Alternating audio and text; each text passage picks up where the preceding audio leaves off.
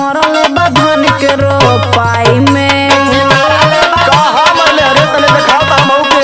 अरे तुमके समझ में ना आवत होगा हम झूठ बोलत हई का। हमके तो उहे लगत है। सुन बिछी मरले बधन के रोपाई में बिछी मरले बधन के रोपाई में बिछी मरले बधन के रोपाई में। तुमके बुझाना न हो देखो कोनो असर ना दवाई में कोनो असर ना दवाई में बिछी मरले बधन के रोपाई में बिछी मरले बधन के रोपाई में बिछी मरले बधन के रोपाई में। अरे तो ऐसा नखरा आज से ना जब से आइली तब से हम देखत हई। अच्छा हमरे पे विश्वास कभी कैले हवा कि आज करबा बोला। अरे हम तो विश्वास करबे करीला बाकी तोर ना समझ में आवेला। सुन तो हर बुझिला न खरावा रोज के और हम बतावत है सुन पहले का उजाइल है रे। सुनावा सुनत त हई तो हर बुझिला न खरावा रोज के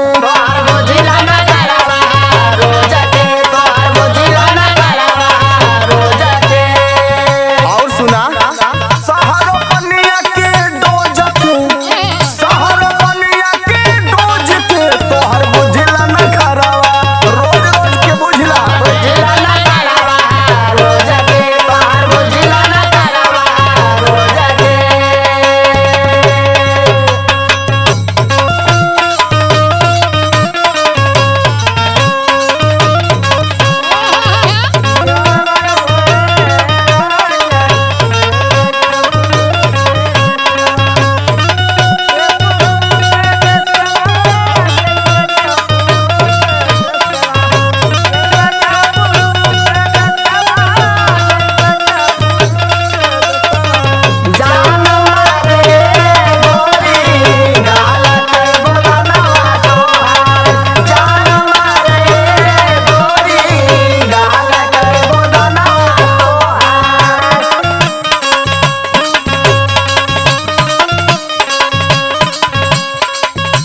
सुनी ना हम मजाक ना करतानी जी।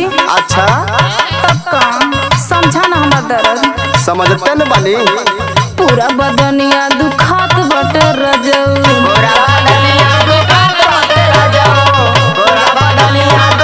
अरे और सुना ना हम का कहतानी पूरा बदनिया दुखात बट रजऊ पानी अनाज न घोटात बट रजऊ अनाज ना गोटा तो कुल खाना का भवे। जौन चाट के मौले वाले खाऊ कुल खाइले। अच्छा इतना बढ़िया उन्हें का पेट भरल है झूठी। अच्छा देखेला ना दिन भर में चार दिन तो लइकवा खाने। सुना पहले उठे दरदिया कलाई में उठे दरदिया कलाई में बिछी मरल बदन के रोपाई में बिछी मरले बधन के रोपाई में बिछी मरले बधन के रोपाई में बिछी मरले बधन के रोपाई में। अरे बना रहना भैया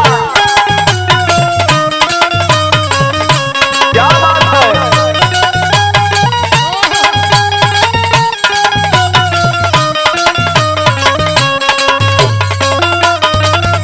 आय हाय बाबा आई